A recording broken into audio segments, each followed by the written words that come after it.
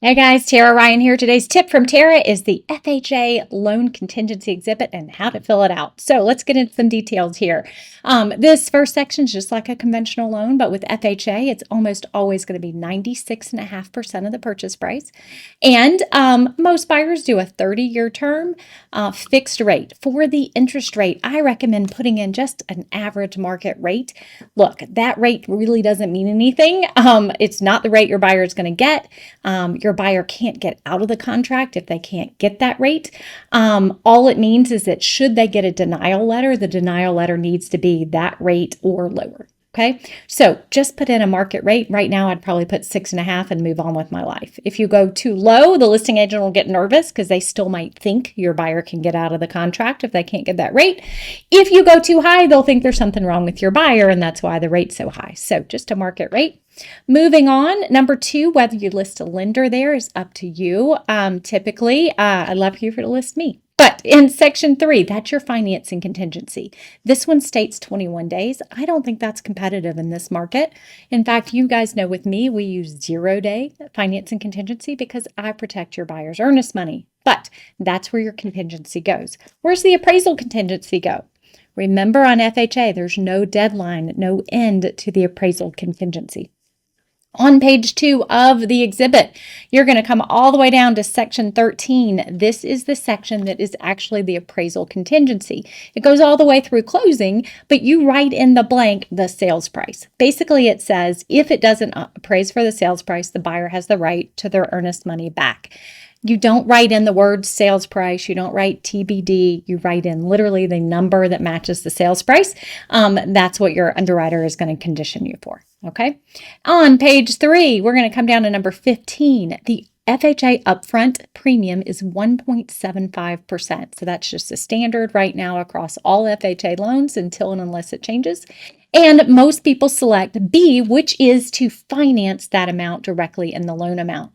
You could, some buyers could choose A and then just pay it as a closing cost. Almost nobody does that. So the standard would be 1.75 in section B. And of course, that could be changed if your buyer needed to change it. Number 17, this is a weird one, tax service fees. We don't even charge a tax service fee, but some banks do. It's best to just select are included. It just means if there were seller contributions, would the tax service fee be included in the closing costs paid by the seller? And of course, just select yes. Number 18, this is unique to FHA and VA. We don't do this on conventional loans. On FHA, though, you can pre-negotiate how much the seller might pay towards closing costs should the appraisal require some repairs. I typically see it paid by the seller, so you write seller in there. And then for the amount, we normally see a nominal amount. I most typically see $500, maybe $750, sometimes even $250. If you can get away with $1,000, go for it. But keep in mind, it doesn't preclude you from negotiating other things beyond that, should you need to. This is just a way to pre-negotiate. If there are some minor repairs, you've already got permission from the seller that they will pay for it. Moving down to number 21, the FHA loan does technically require that a home be placed on public sewer if that is available. If your home is already on public utilities, then just write NA into these blanks. However, if you're on septic, for example, it is common to write in that the seller would agree to pay, and then you put in a nominal amount because we're going to find out later how much does it cost and, can we agree to do that before closing?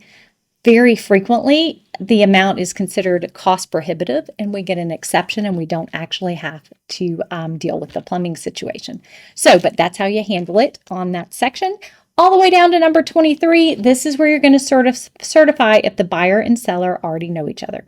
If it's a normal transaction and there's no relationship, you would select the first one. This is an arm's length transaction.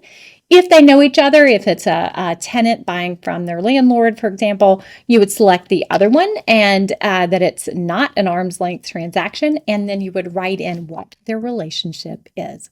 So guys, I hope you can see this FHA exhibit is quite straightforward. It's not that complicated, but everybody who's not familiar with FHA, I see them pause and get nervous. So I thought we would put this video together for you. So keep a copy of it. And as always, if you have any FHA buyers, we love to help them. Reach out. We'd love to help.